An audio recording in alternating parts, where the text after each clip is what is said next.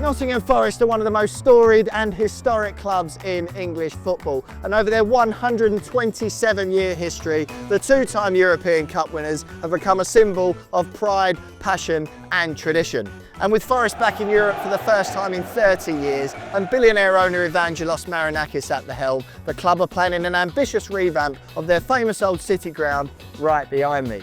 So with the help of ex-players and die-hard Forest fans, in this video, Sunsport takes a deep dive into exactly what the club are planning, what the future holds, and of course, most importantly of all, what Forest fans really think.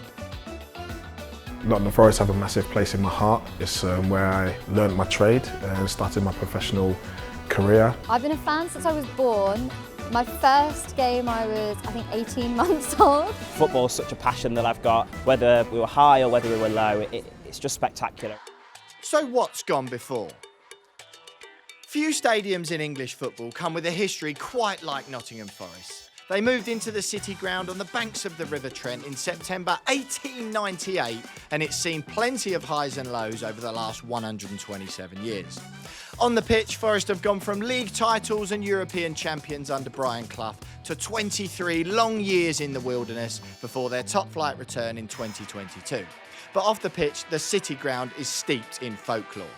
In 1947, it flooded when the Trent burst its banks. Then disaster struck again in 1968 when the newly rebuilt main stand caught fire during a match against Leeds. Thankfully, there were no injuries or casualties despite a 31,126 attendance, but the stand had to be rebuilt yet again and the club were forced into another temporary relocation to rivals Notts County's Meadow Lane. Over the decades, the city ground has slowly evolved.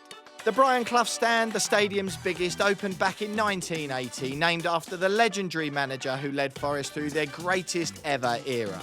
The Bridgeford stand followed in 1992, complete with a unique curved roof designed specifically to allow sunlight to reach neighbours' houses. And the last major update saw the Trent End redeveloped in time to host matches at Euro '96. Today, the City Ground's capacity officially stands at 30,404, which puts it 15th in the Premier League this season. It's atmospheric and intimate, a proper old-school football ground, but one that is starting to show its age. I love the Peter Taylor stand. I absolutely adore it. But I would be lying if I said the facilities are brilliant. I mean, you go in the main stand and inside it, I think it feels very modern, but you look at it and it's clear that it needs an upgrade just to align Forest to the future. Hot water would be nice in the ground, in our stand. It can only be a massive plus for the club to be building a stadium and making it bigger for people to come in and to support the club even more so, because the noise now is absolutely electrifying, because just to imagine bringing more people in to project that volume of noise will just spur the club on and the players as well. So why now? Ultimately, an update to the city ground is long overdue.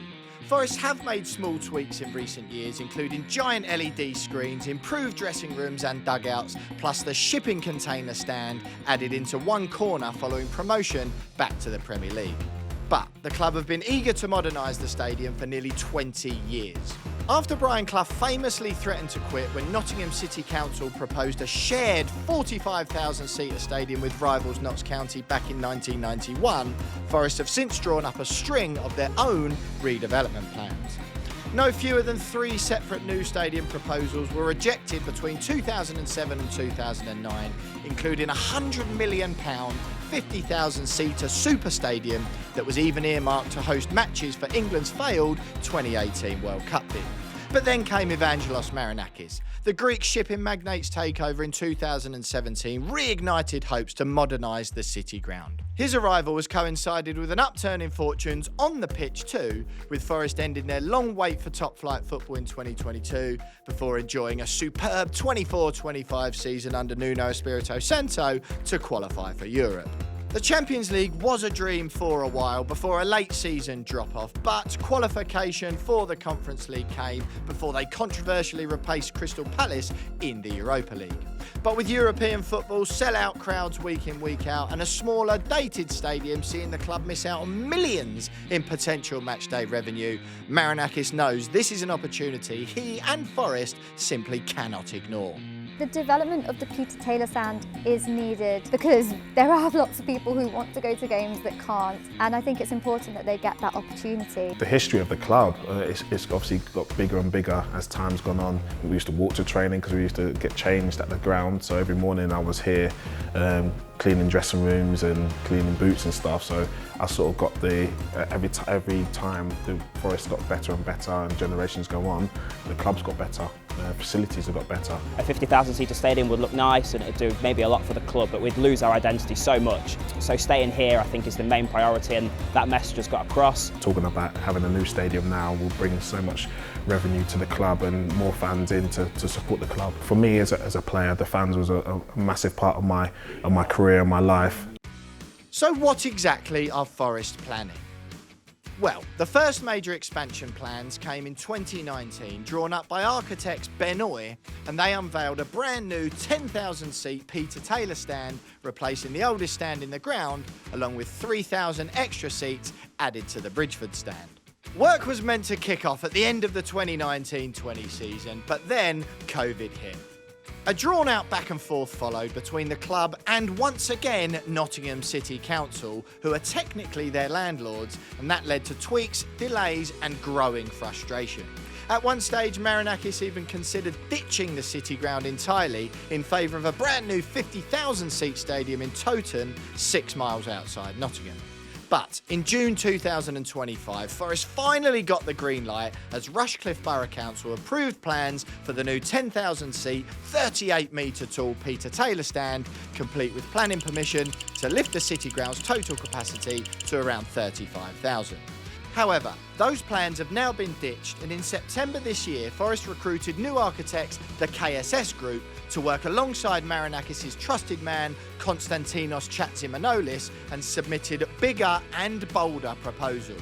The new plans take things to another level altogether, featuring a colossal 15,000-seat Peter Taylor stand, towering 58 metres high.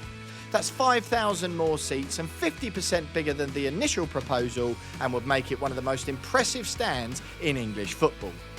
Crucially, Forest want to build the new structure behind the existing old stand, just like KSS did at Anfield, and that means they can keep using the current stand during construction, which means no capacity drop, no season-long closure, and limits the impact on fans and finances. There are also hopes to fill the corners on either end of the Trent end, which will add an extra 5,000 seats. And although the final figure has not been confirmed yet, the entire project would see the City Ground's capacity skyrocket to between 43,000 and 45. That would make the City Ground bigger than Chelsea's Stamford Bridge and comfortably larger than East Midlands rivals Derby County and Leicester City. I just think it would be amazing. I'm just so proud that we're staying more than anything. It says a lot about our club, about our identity and about our owner.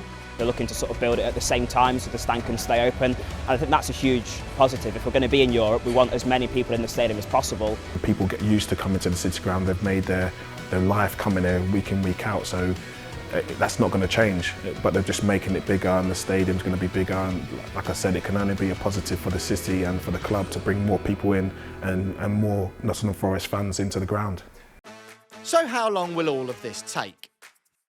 Building works for the initial proposal were due to get underway in 2026, more than 6 years after the plans were first submitted. But these latest revisions will need planning permission granted by the council once again before the club have the green light to start building their latest proposal. Assuming that gets granted, work could in theory begin towards the end of this season, but the new stand would likely take 18 months to build and be opened in phases, starting with the bottom tier. But more realistically, the full project may not be done until the late 2020s, depending on approval and funding. Crucially though, Forest seem set to plough on regardless of what division they're playing in. They've had a nightmare start to the current campaign and have already burned their way through 2 managers, and if they're flirting with relegation come the end of this season, that could see the new stand open when Forest are no longer a Premier League team. So he's speaking highly of the manager and highly of the owner. He's coming to the ground week in, week out, going to the main stand, which was a massive part of my life, walking in there, learning my trade and as a player and walking in, and obviously now he's seen what he's done to the club and he wants to make that even better. even in all that hardship and the many obstacles we've had to overcome, and we still haven't overcome them all yet, that we are sticking with the guns. We're staying at the world famous City ground. And to make it even better, you're going to have to build on it. I think he's experienced that and he wants to make that experience even better for Nottingham Forest people. It is harder, it's going to be more expensive than if we move, but it will be so worth it. So how much will all of this cost?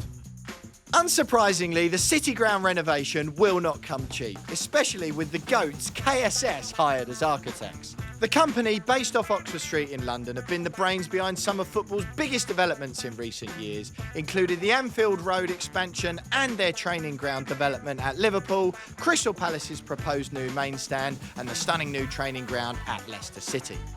Forest's initial proposal was estimated to cost around £94 million, but with the recent upscale of the drawings and inflation in construction fees over the last few years, that figure is now believed to have ballooned to a huge £130 million.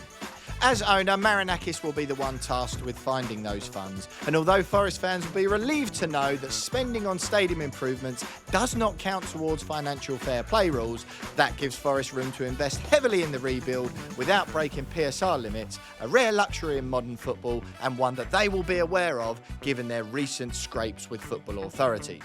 Marinakis listens to us. As much as he'll look to bring in as much revenue as possible and progress the club, he always has the fans' best interests at heart, and I think that will shine through by the end. I think often we hear other owners and chairmen talk about financial fair play and the impact that that's having, but in terms of ticket revenue, it is so insignificant. I think it's an absolute great idea. Hopefully it can all go through and it goes positively, because it just brings revenue to Nottingham as well, like you're saying, about different cultures, different people coming in, and that's what you want as a city, to bring people in and show them the Nottingham Forest way. So will all of this be worth it? From a business perspective, it's a no-brainer. A bigger stadium with improved facilities means more fans through the door, more matchday revenue and more cash in the bank, and fans will hope more spending on players. The City ground is one of English football's loudest, most intimidating arenas, and as Forest modernise, they'll need to protect those famous acoustics and the phenomenal atmosphere, the very things that make the City ground such a fortress. West Ham's move from Upton Park to the London Stadium is often used as a cautionary tale, modern yes, but regularly referred to as a soulless bowl. Forest are desperate not to make the same mistake, but by redeveloping the existing site rather than moving, they're hoping to keep that soul while modernising the shell. There are, of course, challenges to doing that. The City ground sits right in a residential area and there's risk of upsetting the local community. Years of construction followed by bigger crowds, heavier traffic and busier match days could test the community's patience. And should Forest keep their place in Europe, that means more midweek fixtures and even more disruption. But still, the prize at the end of it is huge. Once complete, the new City ground will tower over its East Midlands rivals, eclipsing Derby's Pride Park at 33,500 and even Leicester's King Power Stadium, which was set to expand to around 40,000 before those plans stalled. It can only be a positive for the city and for the club to bring more people in and more Nottingham Forest fans into the ground. The A block is renowned. I think Sean Dyche mentioned it in his first press conference that the A block is so important to the atmosphere we generate. So keeping us in that stand, I think, is perfect. As someone who travels home and away to every game, I can tell you it's the best atmosphere in the league. It's a special club. It's a really special place. So who's all of this for? For Forest, this isn't just a facelift. It's about competing on and off the pitch and giving one of football's most historic clubs the home it truly deserves. It's not just about prestige anymore, it's about progress, sustainability and keeping up with the elite. For 127 years, the City ground has stood proudly beside the River Trent. It's flooded, burned, been rebuilt and now it's ready to rise again. From Brian Clough's glory days to the European nights still to come, their story isn't over. And this is about far more than redevelopment, it's the rebirth of an icon.